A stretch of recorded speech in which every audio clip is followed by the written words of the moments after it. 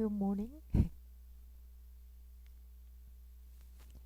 Welcome to our center for Sunday's Dharma gathering. I am Ginger. For the following hour and a half, we are going to cultivate our deep, centered, grounded mind through various forms of meditation. So please now join me in Qigong stretching and standing posture. Please stand in front of your mat.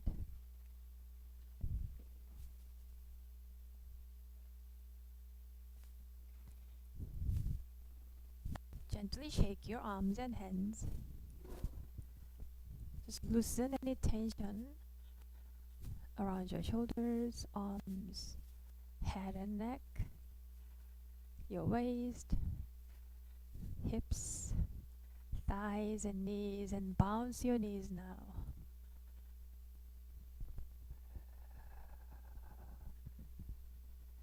Feel free to breathe out through your mouth.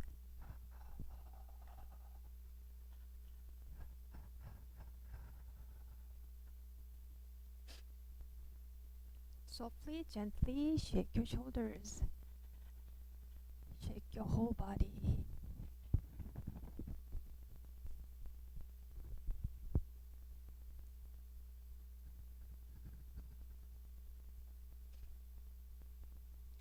Now lean forward, shaking, drop your head.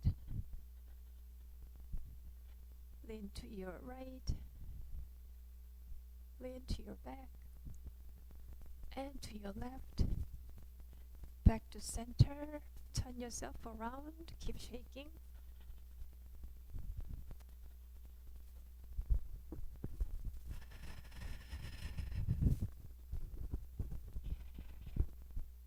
Back to center. Slowly stop shaking. Take deep breath in a few times through your nose.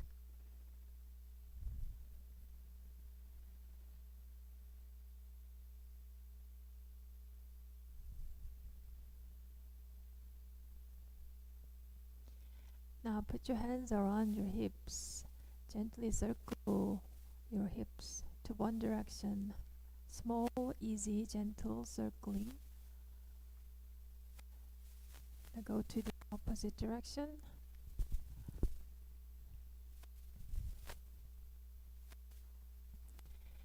And reverse the direction once again. Make your circle a bit bigger, wider. And reverse.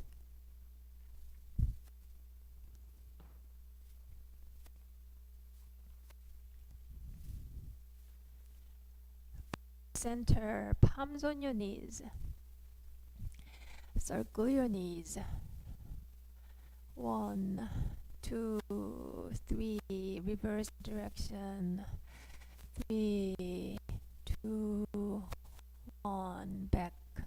Come back up. Bend your toes. Move around your ankle.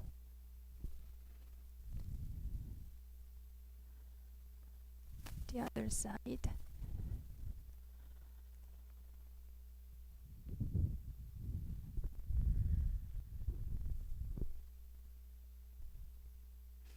Now wiggle your fingers.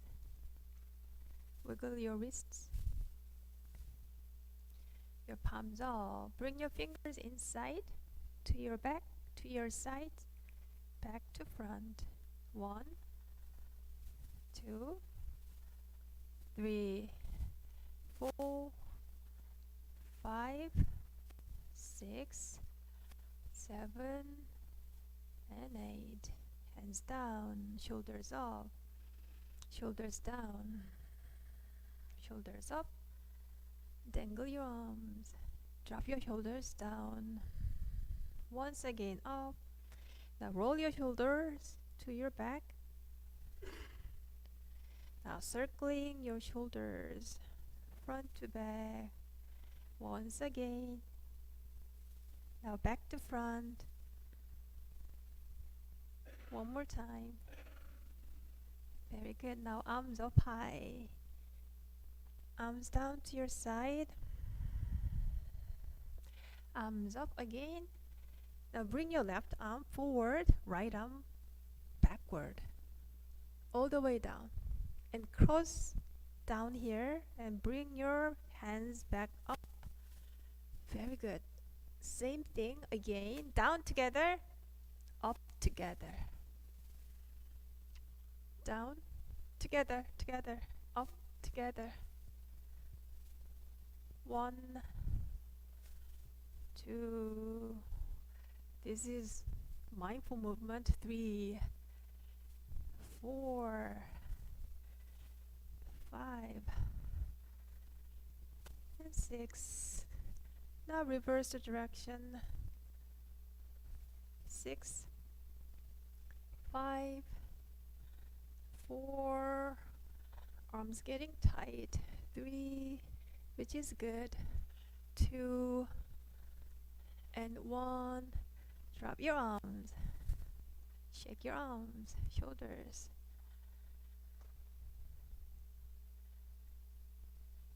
Now your chin down. Loosen your neck. Chin up, same way. Move around your head. Back to center. Your right ears goes to your right shoulders. Without moving your shoulders, just your ears. Back to center. Go to your left. Come back to your right once again. To your left. Come back. Turn your head and look over your right shoulder. Come back. Go to your left. Come back and one more round to each direction. Keep breathing.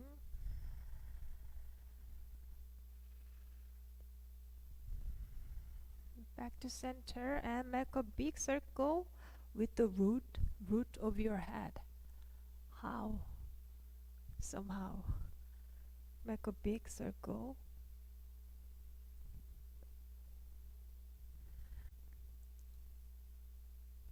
And back to center.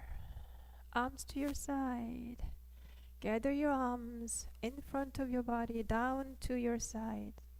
Again, out. Gather and down. Now arms all the way up. Palms facing down and drop your upper body.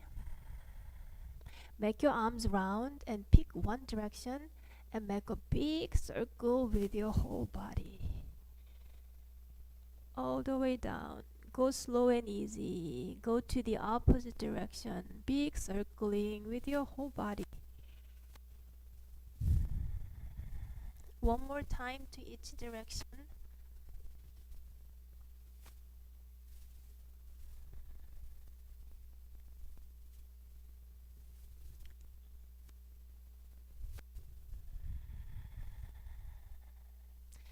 Now back to center. Feet close to each other.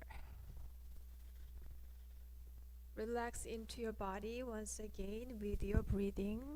Breathe in, breathe out through your nose. Breathe in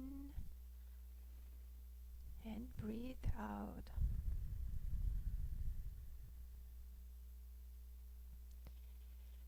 Now our practice continues with bowing posture.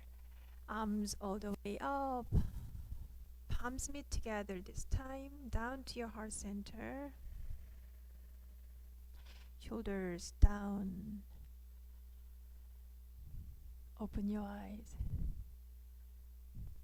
This is good to smile. What do you see up here? We have one circle image. It has the name Dharmakaya Buddha Fourfold Grace, which represent the ultimate truth of the universe and also your true nature, our true nature. So please join me in bowing practice. Today we are practicing full bowing movement, so you can stand behind your mat if you like.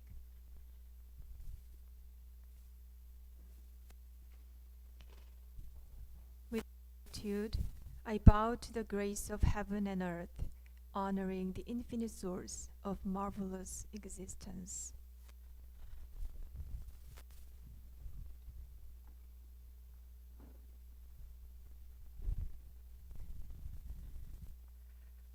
With gratitude, I bow to the grace of parents, ancestors, and everyone who has given me life and nurtured me.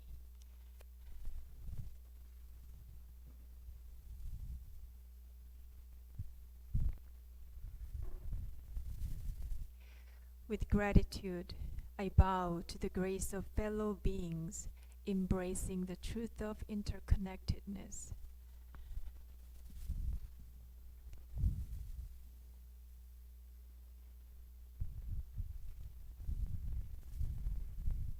With gratitude, I bow to the grace of laws, which guides us to develop justice and freedom through Dharma and universal principles.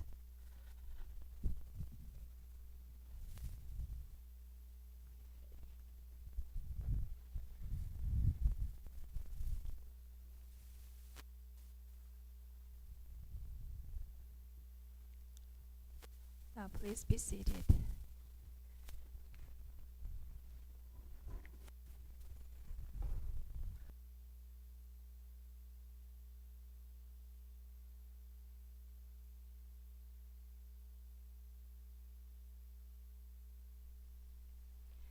As needed, feel free to adjust your sitting mat, cushion your sitting body on your mat or in your chair.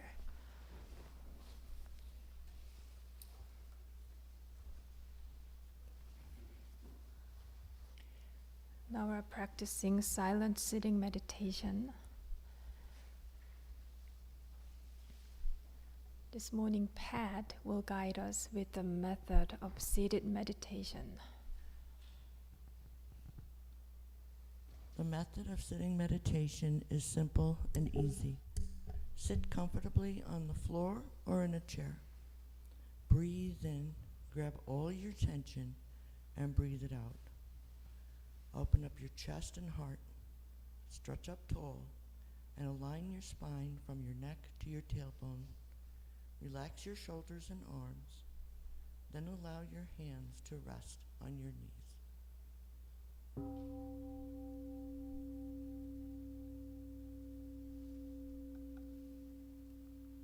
Bring attention to your breath. As you exhale, release all mental and physical tension. Invite your attention to abide in your chi energy field, which is called Danjun. This is located about 2 inches below your navel and is the power center for your breathing.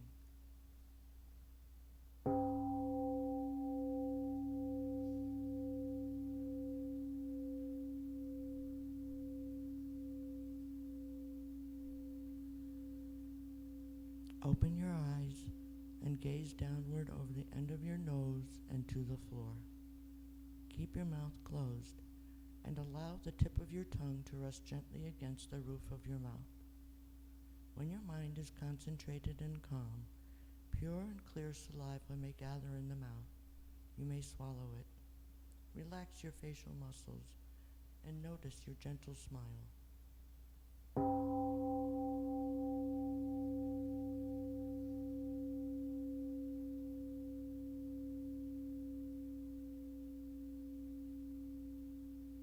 If your face or body begins to itch, do not scratch. This is just a sign of the energy circulating in your body. Simply note the itching and let it pass. If your legs ache unbearably, you may change position very slowly and quietly so that you maintain a calm stillness and do not interrupt others.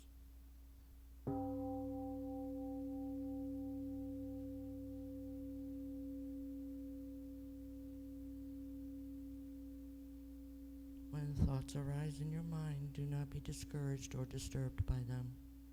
Simply focus on your breathing without reacting to or playing with those thoughts.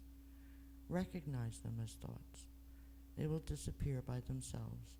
And remember, keep bringing your awareness back to your Danjun breathing center.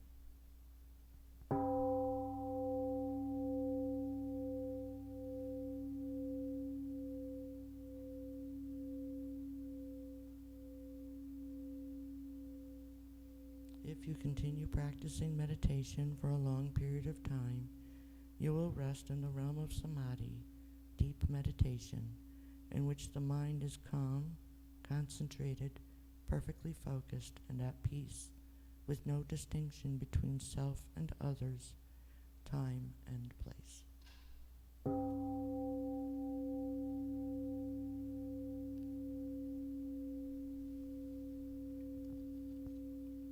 We are grateful to sit quietly together, finding the still point within. May we be here now, aware of our ever calm and alert spirit.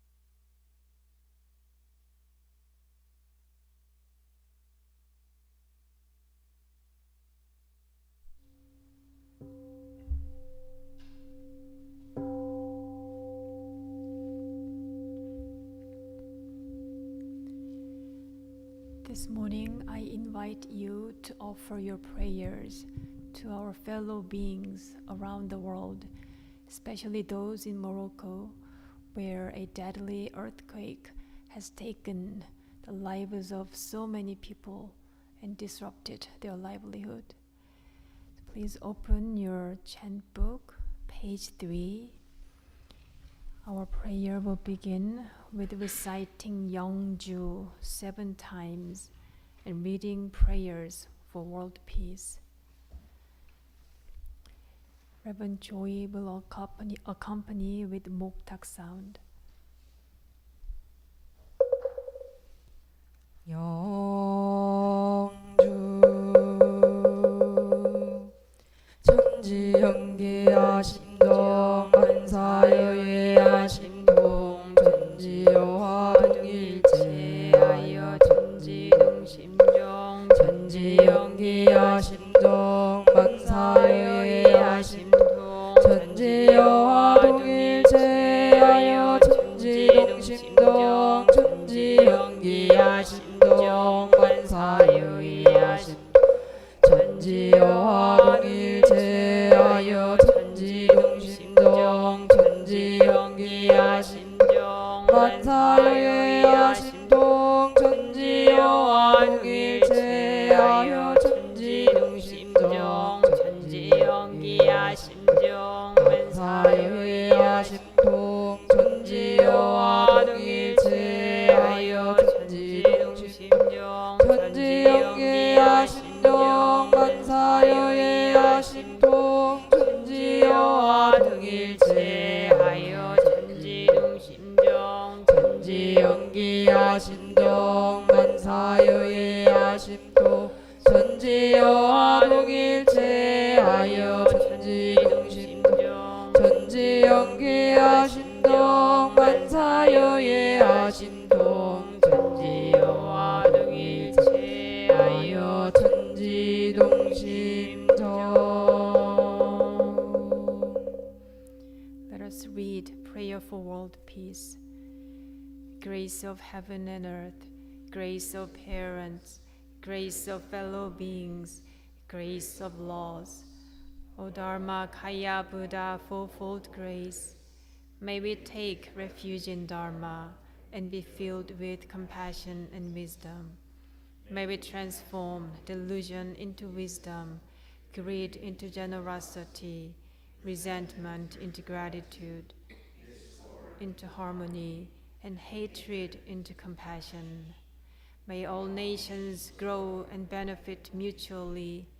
May the strong help the weak, and may the weak learn and evolve according to Dharma. May all those who have died from world conflicts and disasters be delivered through all obstacles and be at rest. May there be peace throughout the world, and may all beings enjoy tranquility and happiness, living in their original true nature. Dharmakaya Buddha, fourfold grace, this morning we come together in mindfulness and compassion and direct our thoughts toward our fellow beings in Morocco, where there are many dismayed and distressed after last Friday's deadly earthquake, which claimed over 2,000 lives. As global citizens, we collect our hearts and minds, offering our prayers to them. May those who have departed from this world find peace and liberation in the realm of Buddha. We extend our wishes of strength and hope to those who are grieving and suffering in the wake of this tragedy. Let the light of the Dharmakaya Buddha illuminate the world. May the light guide us all toward the path of compassion, understanding, and unity, so that we may share kindness and support with one another during these times of crisis. This we pray with one mind and one heart.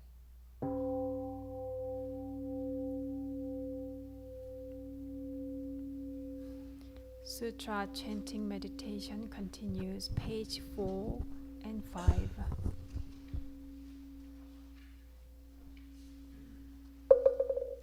이론 상가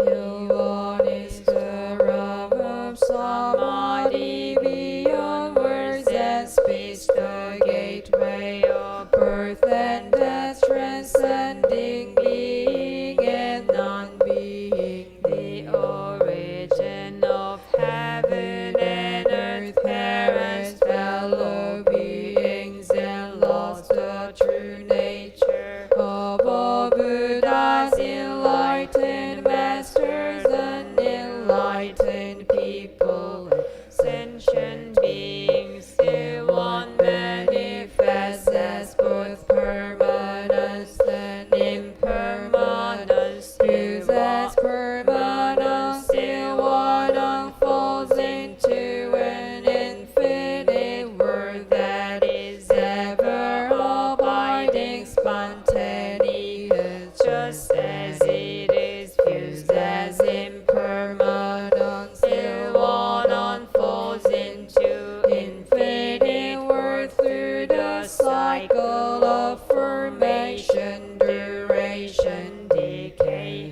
extinction of the universe, and the birth, aging, illness, and death of all beings, according to how we use our minds and bodies. In the four forms of birth we trend through the six forms of existence, progressing or regressing, with grace arising from harm or harm from grace. Therefore we unawakened beings vow to practice wholeheartedly, modeling ourselves after Yeowon Sangha Dharma Kaya Buddha, by cultivating our minds and bodies deeply, knowing human affairs and universal principles thoroughly, and using our minds and bodies skillfully, thus progressing rather than regressing, and receiving grace rather than harm, until we attain the great empowerment of Yeowon and become one with the nature of Yeowon. Heart Sutra.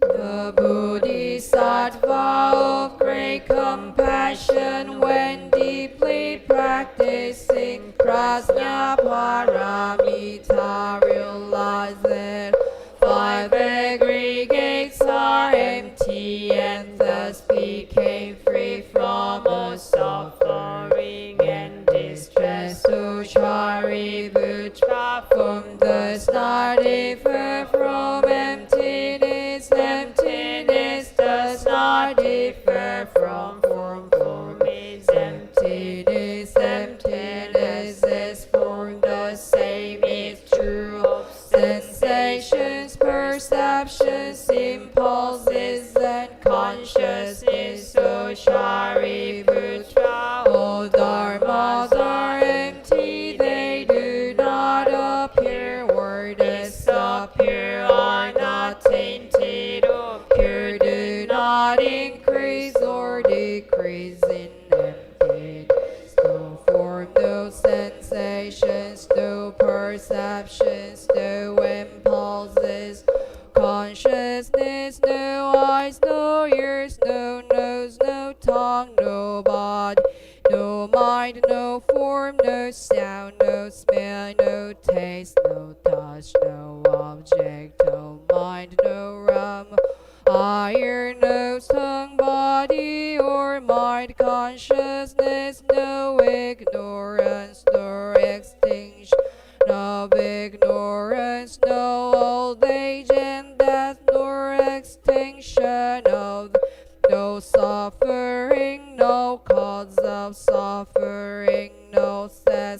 cessation of suffering.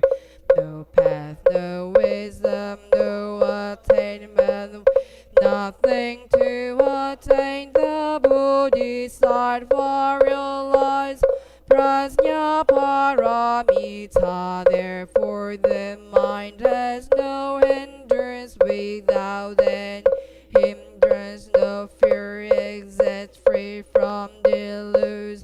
Wondrous in nirvana, all Buddhas of the past, present, and future rely in Prajna Paramita and attain supreme enlightenment.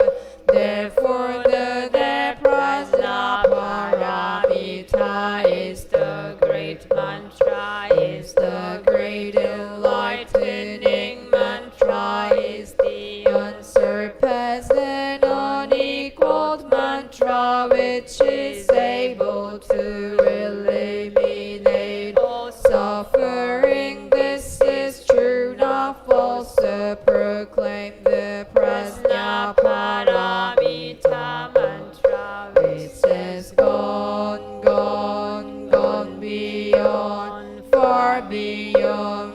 Now awaken, gate, gate, paragate, parasamgate, bodhisvaha, gate, gate, paragate, parasamgate, bodhisvaha, gate, gate, paragate, parasamgate, bodhisvaha.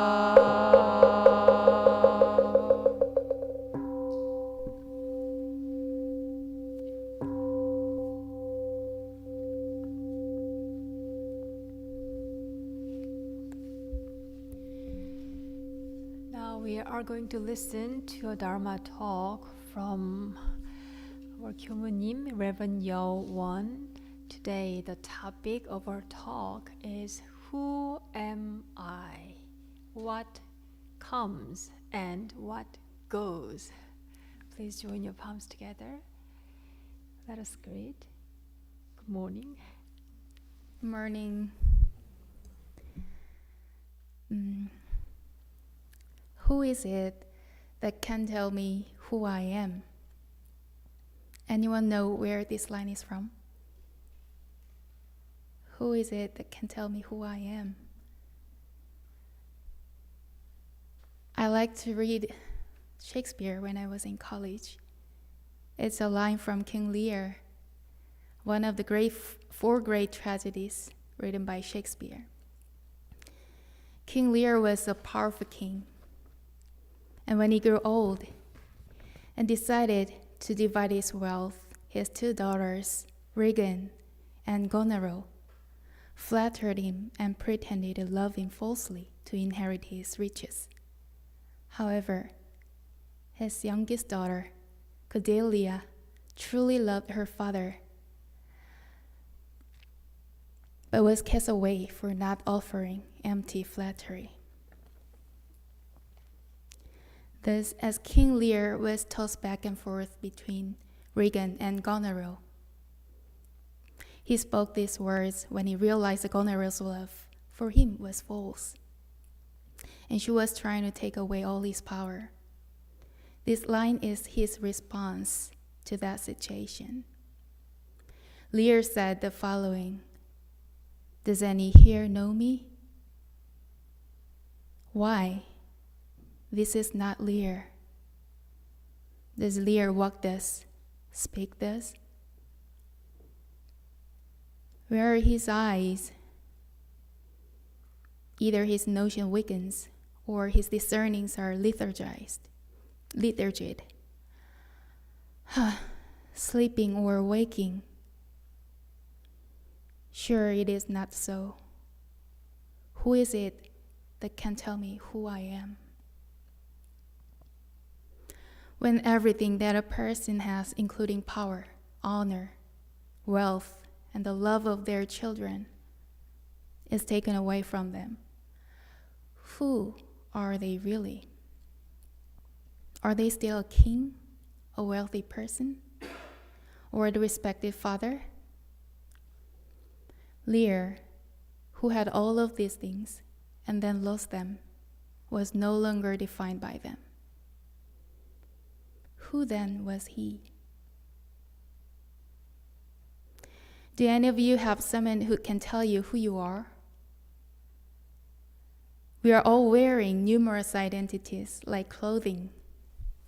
In my case, I'm enveloped by identities like an ordained devotee of Won Buddhism, 교무님, the eldest daughter who must be highly responsible, and a workaholic who can't afford to fail in the task entrusted to me. What identities do you hold? Can you still say, "This is me," even when all those layers are stripped away, just like King Lear? It took me a long time to be able to say this to someone. During my time in the seminar school in Korea, I fell seriously ill. I thought I was fine, and everything seemed normal. But one of my teachers asked me about my condition, expressing concern. Due to my strong belief in not depending on anyone, I couldn't even grasp the helping hand extended by my teacher. However, one day, I made a decision and opened up to the teacher about the pain that had accumulated inside me, like a piles of stones. Eventually, I had to go to the hospital. As someone who had always lived with a sense of responsibility to take care of others, I found myself wearing various medical devices, undergoing tests, and lying alone in a hospital bed. When I entered the operating room, I couldn't help but feel an awkward emotion, as if this is not who I am. I used to think of myself as someone who works hard, but even after the surgery, when I had to rely on the care of others and couldn't do anything, I didn't feel like myself. We often live our lives in a rush, juggling our jobs, studies, families, and responsibilities without even taking time to consider, who am I? I've experienced this recently myself, which is why I really wanted to address this important issue with you all. Whether you're going through the toughest times or any stage in life, there's actually no issue as urgent as this one, I think.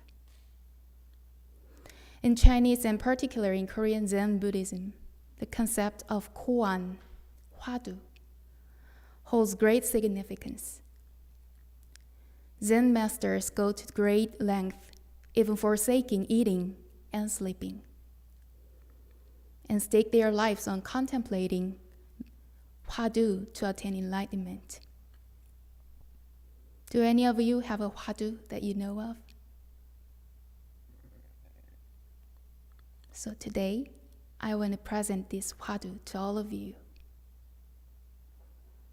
On the winding road up Pyeonsan, a rock sits, listening to the sound of a stream. Nothing, nothing, but no nothing either. Not, but not either. Can you guess what this means?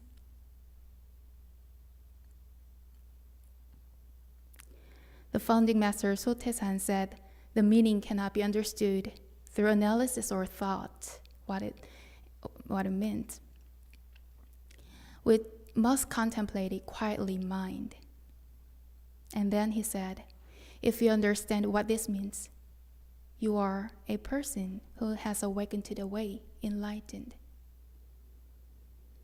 Pyeonsan is the place where the founding master Sotaesan established the doctrines of Won Buddhism with his disciples.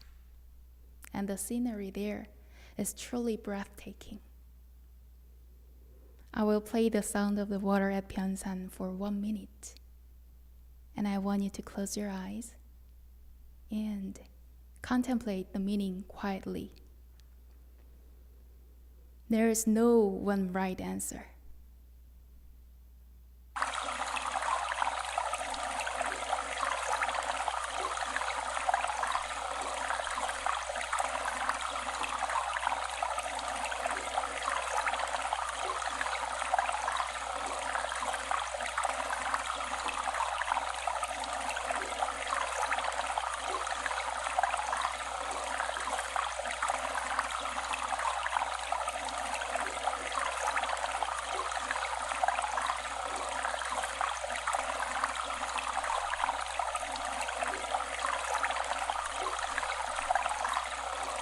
And the winding road up comes on.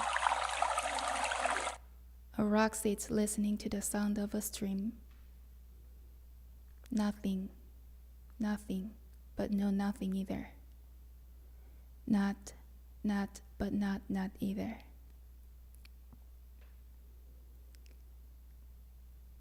During the last minute, who heard the sound of water? Did you hear it? Or did the rock sitting on a cushion hear it? Rocks don't have ears. So how can they hear the sound of water? What is it within you that hears the sound of water? It is none other than nothing, but no nothing either. Not, but not either. I know. Doesn't it sound like a chant or a riddle that you can't just figure out? If I were to hand you a certificate promising as many diamonds as there are grains of sand in Long Beach, how many value would you place on it? Well, the topic I'm about to present to you is even more precious than that, I think. And even the Buddha himself said so. Instead of immediately deciphering its meaning today, I'll offer you a simple hint and share a few stories for you to contemplate. About 10 years ago, I participated in a regular training session at the center headquarters in Korea, where I had the privilege of being in a company of the Prime Dharma Master and esteemed senior practitioners. During this intensive 3-day training, as we observed teachings hotter than the sun from our revered masters, my scattered mind, which had been racing frantically, coalesced into singular focus. However, and simultaneously, my dormant true self, left neglected, began to radiate from within me. However, something extraordinary happened towards the end of the training. The person I had known as Yeowon vanished, leaving me with an uncanny sensation. My parents, whom I had held onto my identity even more than myself, disappeared, replaced by fellow practitioners named Woo-jin and Shin-myung, who walked the same path of delivering sentient beings and healing the world alongside me. At that moment, neither I nor you existed. As I sat at the bus stop preparing to return home, the existence I had formerly regarded as me dissipated like an illusion. And there was only a profound emptiness sitting on a chair. My existence at that time was nothing and nothing. Tears welled up, and I wept ceaselessly for what felt like hours. Returning to the busyness of everyday life, I felt a different kind of attachment arising in my mind. I thought to myself, that tranquil central headquarters, nothing and nothing. I don't want to lose that. During that time, my teacher shared a story about when he used to visit a Korean countryside village called Shindoan to see the third prime Dharma master of Won Buddhism. He described how, after intense study in Seoul, when he visited during the vacation, it was as if the entire universe froze into an absolute emptiness samadhi. Upon returning to Seoul, he would let go of everything once more and wholeheartedly engage in his studies and tasks with that emptiness in mind. It made me realize that even attachment to the empty realm could be an obstacle. So I, to work more vigorously in my studies and my duties. Do you know about Bodhidharma? Bodhidharma, the 28th patriarch, who inherited the teachings of the Buddha, was an Indian monk who later traveled to China and became the founder of Zen Buddhism. When Bodhidharma first came to China, there was an emperor named Udi, Muje, of the Liang dynasty who was deeply devoted to Buddhism and had built many temples and monasteries. The emperor asked Bodhidharma, "I have built many temples and statues and spread Buddhism widely. How much merit have I accrued?" To the emperor's surprise, Bodhidharma replied, "Zero, none at all." Bodhidharma was trying to convey that all the things with physical forms or shape were impermanent, and that the true nature of the mind lies in the formless realm. Therefore, there is nothingness, but also no nothingness. The concept of nothingness is also non-existent. Even the existence of the self is empty. The Zen masters imparted such teachings to awaken those who futilely cling to the notion of being. However, by emphasizing nothingness or emptiness, they inadvertently give rise to individuals who became attached to those concepts, just like me in the past. Many people now have started to become attached to the idea of non-existence or emptiness. They believe that they can only awaken to their self-nature by practicing in a place without any sensory condition or people, and some even abandon their families to go into the mountains and meditate. However, this is also not the answer.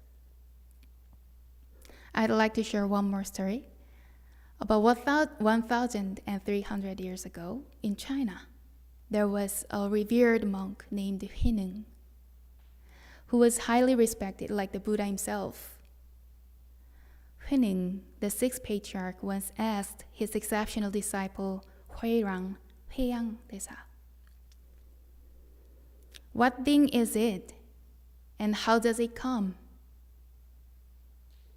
But Huirang went speechless and couldn't answer, much like when I ask you, "What has come here?" and is listening to my words. Another highly regarded disciple, Xin Hui, responded that it was the original source of all Buddhas and the Buddha nature within Xin Hui. However, the sixth patriarch Huineng did not confirm this. After 8 years of diligent practice, Huirang experienced a profound spiritual awakening and answered, "Even if you say it is thus, it misses the mark. No matter what concept you have about the self, it is not the true." For example, if you say it's the original source of all things in the universe, it does not hit the mark. And if you say it's my true self that is originally pure and void, it is also not. If you think of yourself as someone who aims to come here and diligently practice the mind to become a Buddha. That's not it. If you see yourself as a parent who dedicate everything to nurture my children well, that's also not the true self. But then, the concept, it's not that, is not the whole truth as well. There are times when you must come here and diligently practice the mind to become a Buddha. And there are times when you must dedicate yourself to educating your children as well. At the end of our One Dharma Center training sessions, Venerable Chuksanim often delivers a message. And one thing he almost never fails to say is, having meditated diligently here, return and excel more in your daily life, whether it's at home or at work. These words always resonate deeply with me.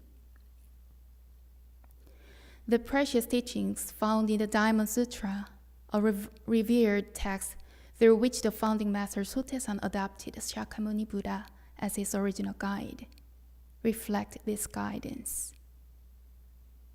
The Buddha instructed us to eliminate conceptions of self, human, sentient being, age, and even Dharma itself.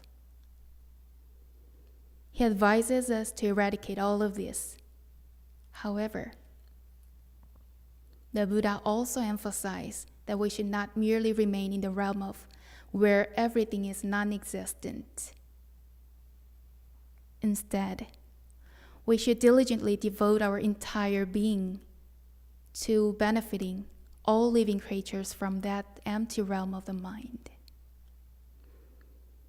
Cultivate not only the self, but also family, society, and the world, making them all fruitful and beneficial. If we imagine that the enlightened masters are guiding people to New York, they might instruct those in Philadelphia to go south. To go north. And those in Connecticut to go south. Moreover, if someone goes too far south, they would likely be told, go back north. So the founding master Sotaesan, seeing how we preoccupied with attachment to the being, compete and live to achieve results in the reality of life, advises to turn being into non-being. Moreover, for those who are inclined to attach this being, non-being, seeking only the tranquility of the mind, avoiding sensory conditions, and become indolent in solving real-world problems, he advises turning non-being into being. Continuously turning and turning like this, he hoped that the round and clear Yeowon within us would be revealed, making us taking leading roles in revitalizing our homes, societies, nations, and the world. The founding master Sotaesan, much like a guide for those who are lost and cannot find their way, unfolded the Dharma with great compassion for us. In summary, we become attached to things because we think they truly exist, such as money, color, degrees, fame, love, self-esteem, jealousy, and even anxiety. What do you believe exists that you attach yourself to? However, anxiety, stability, and even nothingness do not have substance. Nothing, but no nothing either. It means the emptiness of existence. We also strongly attach to the idea of something being right and tend to label things as I am this, you are that, and it is thus. We go through life with the belief that I'm right and you're wrong. And I'm better, you are worse. Or this is good and that's bad. But all these thoughts or concepts are not true. But not either. It means the emptiness of concepts.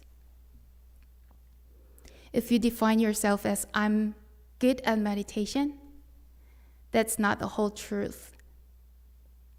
Again, if you define yourself as I'm not that good at meditation, that is also not the whole truth. But then the concept is not the whole truth as well. It's not either. Because you have the potential to be good or not good at meditation depending on various circumstances and conditions. Despite this, we still cling to the false self, which is the label and definition we impose upon ourselves. We live our entire lives with this false self, and when it is shattered, we experience immense suffering. When you see yourself in that way, it also imposes a frame when you look at others. A person is an undefinable existence, a precious being that cannot be labeled by anything.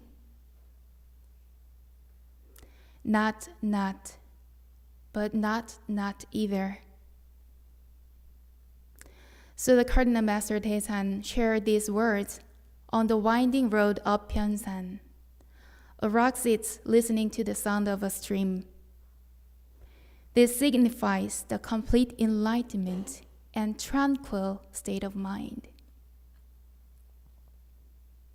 Close your eyes and quietly observe the world, and you will see that what has been accumulated in the world is actually nothing. We perceive things with a mind that judges right and wrong, yes or no, bad or worse, better or worse, and we cover them with trivial thoughts. However, that is not the way. We perceive friends and foes, good and bad people every day, but the rock stands in the water, only hearing the sound of water. You need to dig into this truth and taste it for yourself. It's by tasting this essence that you cannot help but embrace all living beings. And by not tasting this essence, you cannot genuinely embrace them. Nothing, but no nothing either. Not, but not either. This is the mind seal that the Buddha attained 3,000 years ago and has been passed down by all Buddhist patriarchs. It is the essence of all Buddhas and sages. My teacher, the fourth Prime Dharma Master of Won Buddhism, Master Chwasan, said, "This is not an ambiguous or vague realm, but a clear and definite one. This is why even Shakyamuni Buddha renounced his worldly possessions and left home to attain it." Today, through this Dharma service, I hope that all of us embark on a journey to discover this realm. When the Buddha decided to leave home to seek the truth, his father, Suttodana, begged him not to go and promised to give him everything he wanted. But the Buddha replied, "Father, then show me the way to end aging, sickness, and death. Then I will stay." Suttodana had no choice but to let his son go. So I ask you, what comes and what goes? And how does this matter relate to you, who are busy and engrossed in your own business, work, or studies. That concludes my talk for today. Thank you for listening. Thank you. Who am I? What comes? What goes? That's the fundamental question in our practice, I believe. So at the end of our gathering, we're going to have small group discussion with this topic. So thank you, Reverend Yeowon, for that good talk and topic for discussion. Please open your booklet, page 6. Let us recite Essential Dharmas of Daily Practice. Today, Pete will guide us to this practice reading. Essential Dharmas of Daily Practice. 1. The mind is originally free from disturbance, but disturbances arise in response to sensory conditions. Let us restore the equanimity of our true nature by letting go of disturbances. 2. The mind is originally free from delusion, but delusions arise in response to sensory conditions. Let us restore the wisdom of our true nature by letting go of delusions. 3. The mind is originally free from wrongdoing, but wrongdoings arise in response to sensory conditions. Let us restore the precepts of our true nature by letting go of wrongdoings. 4. Let us replace disbelief, greed, laziness, and ignorance with belief, zeal, questioning, and dedication. 5. Let us turn resentment into gratitude. 6. Let us turn dependency into self-reliance. 7. Let us turn reluctance to learn into willingness to learn well. 8. Let us turn reluctance to teach into willingness to teach well. 9. Let us turn lack of public spirit into eagerness to serve the good of all.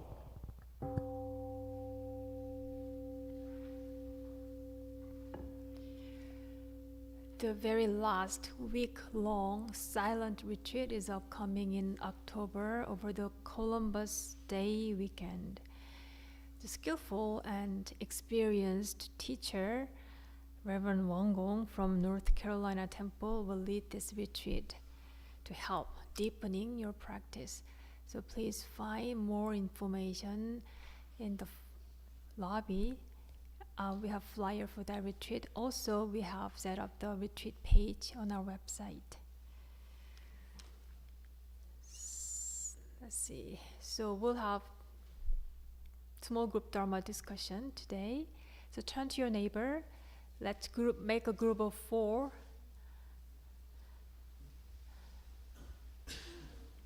And you can share. You can have your discussion by sharing your name first. The topic of this discussion is who am I? What goes?